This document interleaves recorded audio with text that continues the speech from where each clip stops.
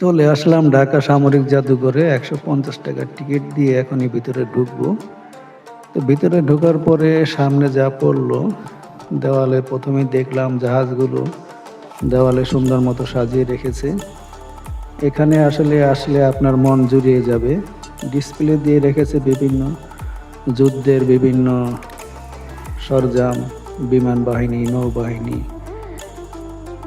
নদী থেকে নিক্ষেপ, মিসাইল কিভাবে নিক্ষেপ করে সবগুলো ডিসপ্লেতে দেখায়।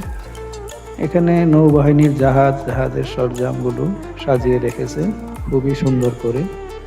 আপনারা যারা জাদুঘরে আসবেন তারা বিজয় সরণি মেট্রো রেলে আসলে বিজয় সরণি নামবেন। সেখান থেকে বাম দিকে তাকালে যে কাউকে বললেই সামরিক জাদুঘর দেখিয়ে দেবে বাংলাদেশের একটি ম্যাপ, কীভাবে বাংলাদেশটি তৈরি হলো।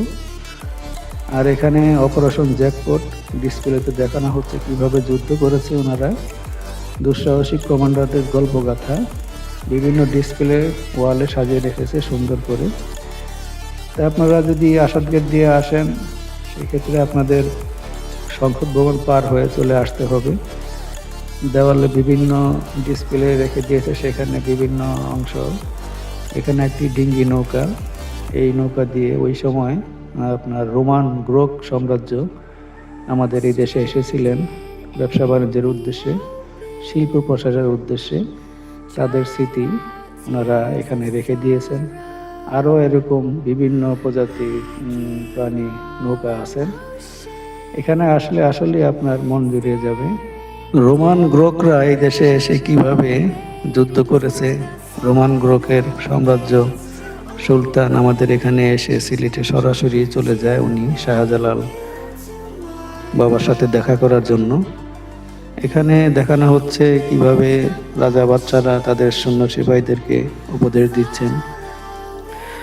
যারাই অমান্য করত ওই সময় তাদের বিরুদ্ধেই বাদশাহ যুদ্ধ ঘোষণা করত।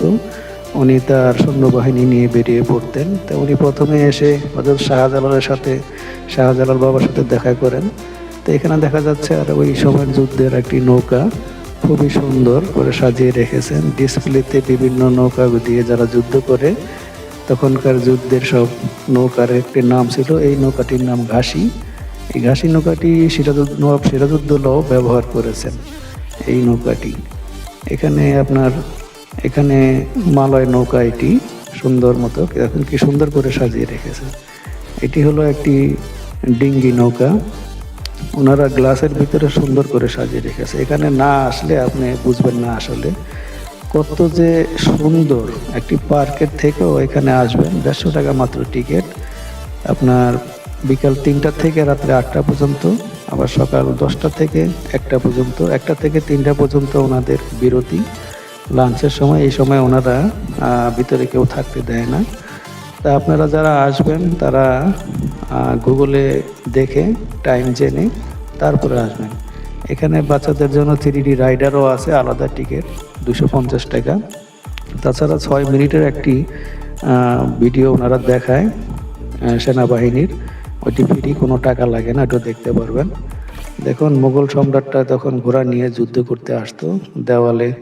এখানে যে দেখুন আপনার গ্রোক সম্রাটের রোমান পাণ্ডুলিপি এখানে দিয়ে রেখেছে সুন্দর মতো। আপনারা এসে এখানে প্রশংসা সমৃদ্ধ চট্টগ্রামে যখন আসছেন তখন ওনারা একটা প্রশংসাপত্র দিয়েছিলেন।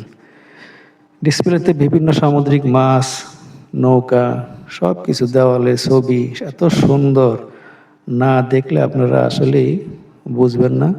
আপনারা সপরিবার এখানে আসবেন। নিচে এত সুন্দর আপনার সাবমেরিন আছে, সেখানে আরও সুন্দর। পার্ট 2-তে আমি দেখাবো, আপনারা অবশ্যই দেখবেন। আর যারা আমার চ্যানেলটিতে আপনারা নতুন এসেছেন অবশ্যই সাবস্ক্রাইব করবেন, লাইক শেয়ার করে দিবেন অন্য ভাইদের দেখার জন্য। এখানে দেখুন মরক্কো থেকে উনি এসেছিলেন, উনিও শাহজালালের সাথে দেখা করেছেন।